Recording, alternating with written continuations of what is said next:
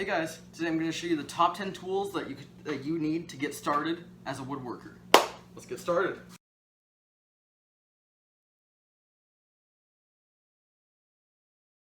The very first thing you'll need is a drill and an impact driver. Now, as you can see, I've got a lot of drills and a lot of impact drivers, but you only need one of each.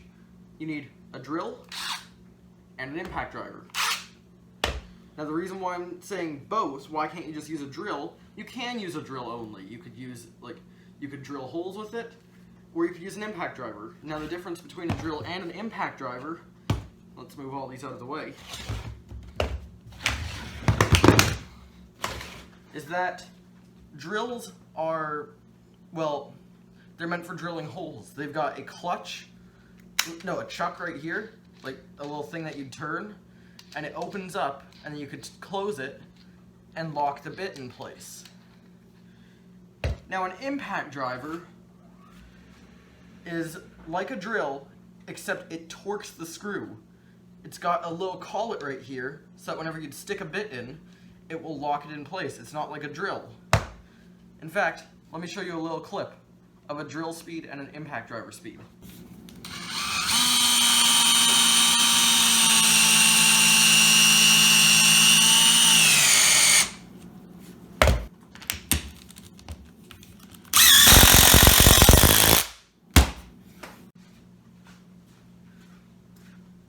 So now that you've seen that the impact driver is a lot faster than the drill because it torques the screw down, it's also a bit louder, so that's one thing that you have to consider. Then impact driver is a whole lot louder than a drill, but in my mind it is totally worth it because you don't have to switch bits. You could keep a drill bit for drilling holes in one thing and a driver bit for driving screws in another thing, so that way you don't have to keep switching out bits. It's just more convenient. In fact, that's the reason why I have a whole bunch of these, for convenience. That way I could have a different bit in every single one, for speed and convenience. Now, you don't have to go with this brand. And also another thing that matters is voltage. Voltage is crucial with stuff like this. Like, sometimes you could go with 20 volt, 18 volt, or 12 volt. These are 20 volt drills and impact drivers. This two DeWalt ones. These are 20 volt ones. And they drive in, they're extremely powerful, and they drive in screws really easily. I've driven in really big bolts, and I think you could remove car tires with an impact driver. Not quite sure. I think you can, though. I've seen people do it with an impact driver, especially with like these little 20 volt ones, and I think they work pretty well. These are pretty mighty, have a lot of torque to them. I think they'll get the job done. But you can go smaller. These are little 12 volt drills and impact drivers. I've got a 12 volt one and a 12 volt impact driver. And these are great for small projects. Like if you're driving in small little screws, not big 3-inch screws, just like little tiny ones, then it'd be perfect. For me, I'm doing furniture building, and with furniture building, you don't need to drive in big bolts, you just need to drive in small screws. So I prefer 12 volt tools because they're lighter, they're more compact, and they do the job just fine. I've got a few of these. I've got these Milwaukee ones, like these little Milwaukee M12 toys. These are awesome. And then I've got a few of these DeWalt ones. These ones are also really good. I've got this one, and then I've got these two. And also, you don't have to go with a professional brand like DeWalt or Milwaukee or something like that. You could go with an extremely, a nice DIY brand. These two were the very first tools I ever owned. This is, well, besides the one up there, that one was my first, but these are like my first semi-professional grade ones. These are the Ryobi tools. Like, these are both really affordable. I bought this for probably about $100 Canadian, super cheap, and they're extremely affordable compared to anything professional, and these worked really well for a really long time. I built a lot of big projects. I built a shed with only these ones. And they still hold up. It's just the motor is starting to wear out, so that's why I bought better ones. But they do the job just fine. If you want to go really, if you want to start off, get this Ryobi brand because they are extremely affordable and a great way to start into woodworking, like I did. Now another thing that matters is brushed or brushless. Now, brush tools have like some metal pieces that rub against a commutator, which transfers electricity to the motor and helps it spin. However, they've got brushless drills like this, which sound a whole lot better. They, like, as you could hear, it sounds a whole lot more smooth, and it's obviously a lot more powerful. And it provides a bunch of advantages. Sometimes it's more compact because you don't have the brushes sticking out the back like this. It's just more compact. Sometimes it's lighter weight. Sometimes you could, like, sometimes it's a little bit more powerful, less maintenance. And there are a whole bunch of advantages, but brush tools have worked for me for a long time. I do have a few brushless, like these 4 DeWalt ones are brushless. The rest of mine are brushed, like these ones and my Ryobi ones. Those were brushed, and they held up for an extremely long time, and I still use them to this day.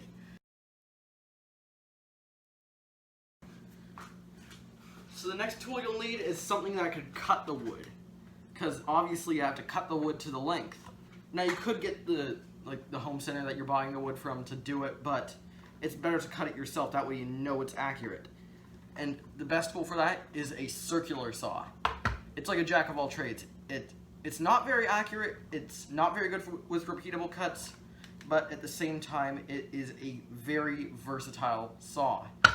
Because instead of taking the wood to the saw, you're taking the saw to the wood. Now you just plunge it and, well, you just like put the base plate on the thing and then run it through. This could be good. This is good for breaking down large sheets of plywood, as well as cutting wood to length and width. Now, the 2 options that you could get are the blade on the right-hand side, like this, or the blade on the left-hand side, like this. For me, personally, I will never use a saw with the blade on the right-hand side. I bought this for 10 bucks at Goodwill. It works perfectly fine, but I would not use it. If it's on the left-hand side, which most cordless ones are, I can see the blade, I have access to it, I can see the line that I'm cutting, and I would prefer it on the left-hand side, but it's more personal opinion. The other option, the other thing that you have to consider is corded or cordless. Everybody prefers cordless. It's just a hassle have it being tied into the wall when you could have a battery-powered circular saw. Now, the other thing that you want to consider is blade size. And this is something that you want to consider with all saws, is the size of the blade. This blade right here in this saw is a 7 1/4 inch blade, because the blade is 7 1/4 inches in diameter.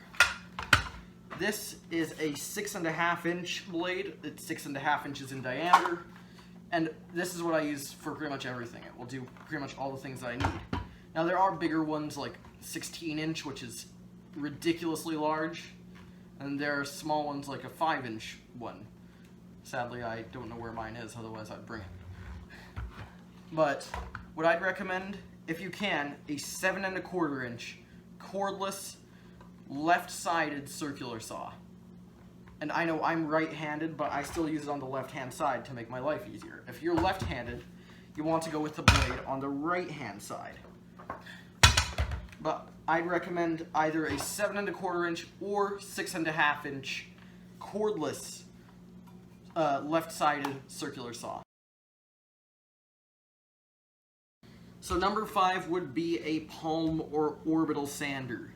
Now an orbital sander has a disc that spins around, but they're called random orbital sanders because not only does it spin around, but it vibrates, or sometimes it goes in like random directions to prevent like circular marks when you're sanding. The one thing that you want to consider with a sander is dust collection. You don't want a sander because when you're sanding, you have fine dust. You should probably be wearing a dust mask, but this sander has such good dust collection that I don't need to wear a mask when I'm sanding. That's the other thing that you want to consider. If you want to be breathing fine dust, get a cheap one. If you don't want to be breathing fine dust, get this. I'll leave this link down below. This is an amazing sander. It's got really good dust collection, and I use it for all kinds of sanding. Alright, so number 4 would be a brad nailer. Now, a brad nail is something to help you nail faster. Now, I think a brad nail is pretty safe. It is easy to use. It's got small nails so you don't see them, and it's great for like hidden stuff because you could really easily patch a brad nail with wood filler. Super easy to use one. Now there are two safeties on it. There is a safety up front. You can't fire without the safety being pushed in, and then there's the trigger. And there are two kinds. There's pneumatic, which is powered by an air compressor, or there is cordless, which is powered by a battery. And cordless would come in brushed or brushless again. Now, the thing about pneumatic ones is they're pretty cheap, but you have to buy an air compressor, which costs a lot of money. So that is something to take account for. I bought this battery-powered one for probably about 150 bucks. So with the battery, and was it worth it? Yeah. I bought this pneumatic brad nail. This was the very first one that I got started with when I got into woodworking, and I bought it with the compressor for probably about the same price. So maybe there's no big difference between pneumatic and battery powered. Of course, pneumatic is a little bit more powerful, but you get the freedom of cordless if you go with the cordless one. All right, next one.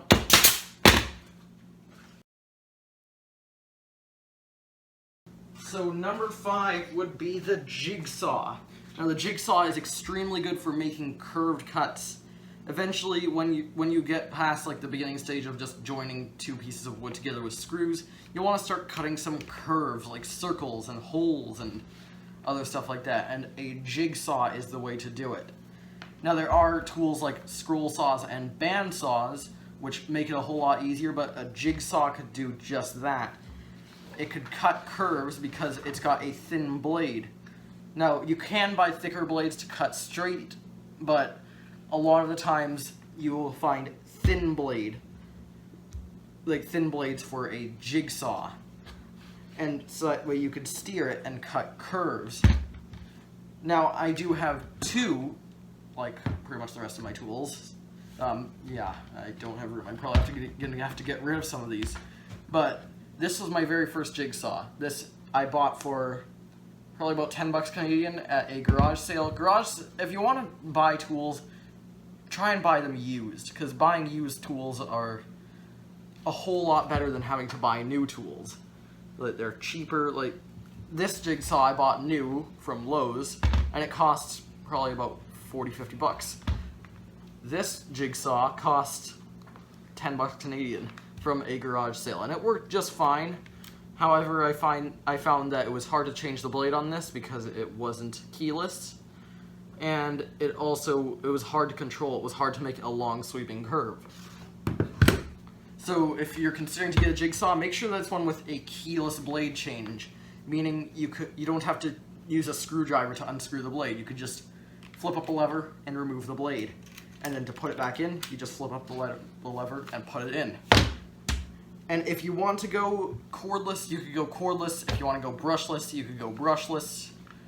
For me, I've always wanted a cordless jigsaw because I find that cords get in my way too often, but a corded one will do, like this. So if you're getting a jigsaw, make sure it's cordless and make sure it's got a keyless blade change.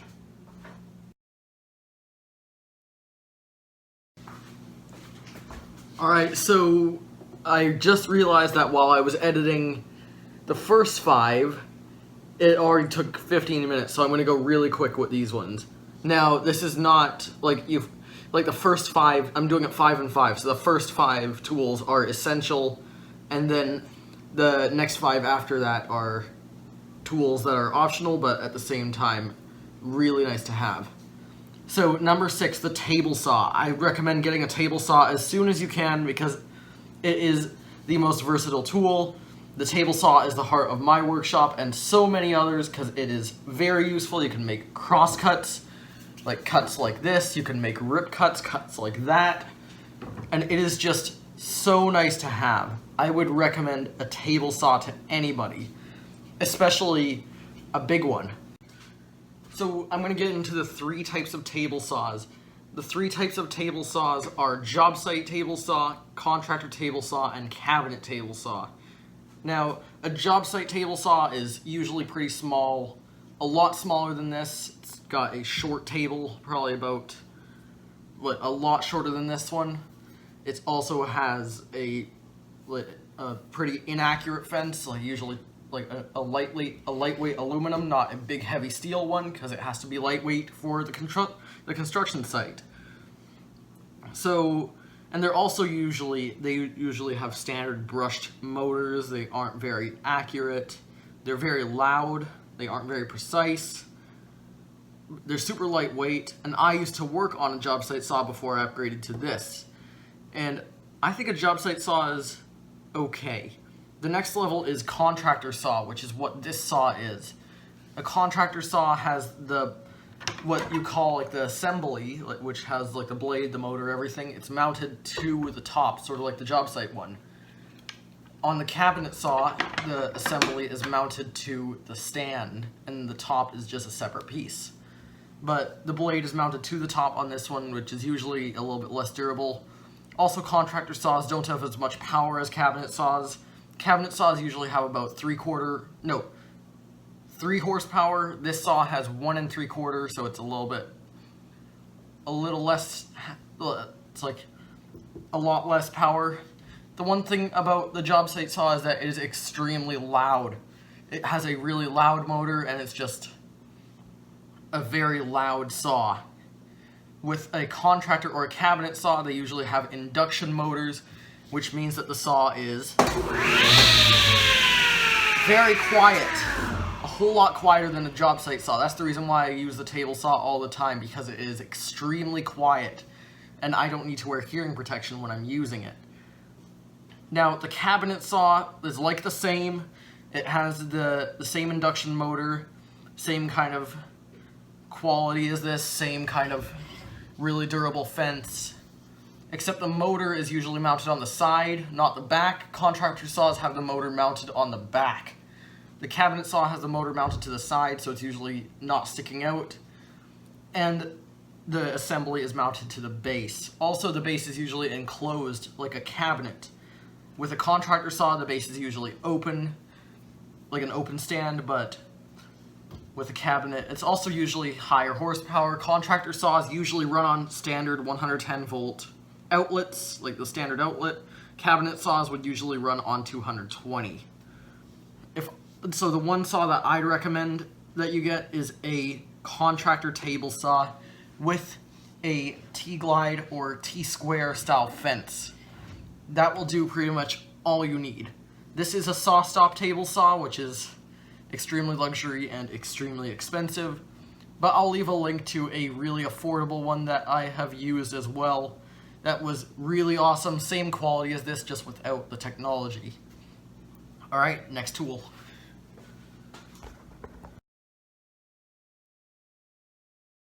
So number 7 would be the miter saw. Now the miter saw is also called a chop saw because it goes down and it chops the wood. Now, a few things to consider when getting a miter saw. Number 1, do you want it to be sliding or not sliding? What I mean is a standard compound miter saw, like the one I have on the other end of the garage, is a non-sliding miter saw or a compound miter saw, meaning it just goes down. But a sliding miter saw has an increased cut capacity because it slides, which means you have a much larger cut capacity. Like a standard chop miter saw would have about, like a standard 12-inch chop miter saw would have about 8 inches of cutting capacity. This 12-inch sliding miter saw has a 14-inch capacity, which is insane. So the one other thing is that the blade size. Do you want it to be a 12-inch, a 10-inch, or a 7 1/4 inch? Let me explain that. So here I've got a few blades. This is a 12-inch size miter saw, and I already explained when I was doing the circular saw that the 12-inch side means the blade diameter. This is 12 inches in diameter, which is very, very big. You do not need to have this big of a blade. But here is a 12-inch blade. This is a dull blade. But then they also make stuff other than 12-inch. For example, this is a 10-inch size blade. As you can see, it is quite a bit smaller, but at the same time it will still cut through everything. And then the very first chop saw that I ever started out working with was a 7 1/4-inch sliding miter saw. And as you can see, a 7 1/4-inch blade compared to a 12-inch blade, it's quite minimal. And I was only able to cut 2x4s with that thing. This thing, I'm able to cut a 4x14 if I wanted to. So if I were to recommend a miter saw, I'd recommend a 10-inch sliding miter saw. I'll link a really affordable one down in the description. Let's get to the next tool. The number 8 tool is an air compressor. Now let me show you why everybody needs one of these. Because it could inflate car tires, it could inflate bike tires. It's just great for all-around usage, but it's also great for woodworking or any other thing like that, because you could hook it up to nail guns and shoot nails into wood like that, or like here's another attachment, which is a blowing attachment. You simply stick it onto the end, and you can blow dust off of whatever surface. It's great for a lot of things. So number 8 is an air compressor. I'd highly recommend getting one of the quiet ones, but any air compressor would work fine. This was the cheapest one I found. It was $50. I picked it up at Walmart, and it has served me well. So any air compressor would work. I did no research when buying this one. So number 9 would be the SAWZALL or reciprocating saw.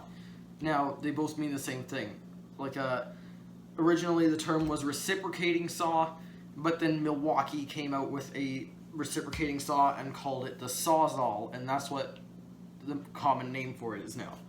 Now, there are 2 kinds. There are full-sized one like this, and then there are one-handed ones like this. Now, if I were to choose between a full-size and a one-handed, I'd go with the full-size. The one-handed is more convenient, it's lighter weight, it is a whole lot easier to use, but a full-size one has a lot more beef, a lot more power, but it is a little heavier. Now, while I was renovating my garage, you saw me borrow my neighbor's one, and you think, well, you've got a full-size one right here. And just to clarify this up, I haven't used this for cutting wood. This has been used to cut anything other than wood. I've used it to cut metal, I've used it to cut raw meat because the knife wouldn't cut through it. And I recently, a couple days ago, I've used it to cut pumpkins, to carve pumpkins, and it was ridiculous but at the same time awesome. Now let's get back on track. So the one-handed one is nice, but it is not powerful enough. Now I actually use my one-handed one a whole lot more because it is the one that I use for cutting wood. And I think it works well. This one was affordable. It is professional grade. This one, not so much. This one just vibrates like and it is just, I'd much rather use this one. But if you are buying a SAWZALL, make sure and get a full-size one that is professional grade. Alright, let's move on to number 10. So number 10 would be the router. Now, the reason why I have the router so high up on this list, and because, well, I know a ton of people are gonna hate me for this, but the reason why I have it so far on the list is because it is a scary tool to use. It is a very versatile tool. You could round over edges, because there are many bits. It's like a drill, but it spins at thousands of RPMs in your hand, much faster than a drill. And you could put in different bits. There are round over bits, which have a slight, like, you know, round thing, and so that way you could round over edges and make them soft. There are standard bits, so that way you could carve, sort of like how I was carving my dog's name into the food bowl thing that I made a couple weeks ago. There are chamfer bits, so that way you could like put your edges at a 45-degree angle. There are tons of stuff that you could do with this. There are even like flush trimming bits, so that way you could trim your wood flush. There are The router is a very versatile tool, but it is scary because there is a handheld router in your hand with a sharp bit. These, like, it's like extremely sharp. It's got like pretty much knives on it. Like an extremely sharp bit in your hand at thousands of RPMs, and it is scary. But if you use one safely, it should be fine. There are these 3/4 horsepower routers. There is a fixed base and a plunge base. I do not have a plunge router. Now a plunge router, just like the head plunges down, and there's a fixed base router which you have to adjust this plate manually. Now if I recommend getting a router, I'd get the standard 3/4 horsepower router like this, just the standard fixed base version. If you can, get it during a holiday sale, because sometimes you could snag it up in pairs, or you could snag it up for a deal with a fixed base and a plunge base router, and that is the best combination. So number 10 is a router. I'll link a very affordable one. So that is it for this episode. Thank you so much for watching, and I will leave links to every single one of the tools, like every single affordable tool. I'll leave links to good affordable ones down in the description in case if you are interested. Now, as always, thanks for watching, and I'll see you on the next one. Hey guys, today I'm going to show you the top... Alright, so the number 8 tool... Wait. So the number... What number was it again? Damn it. So the number 7 tool would be the miter saw. Now sometimes this is called a chop saw because it chops.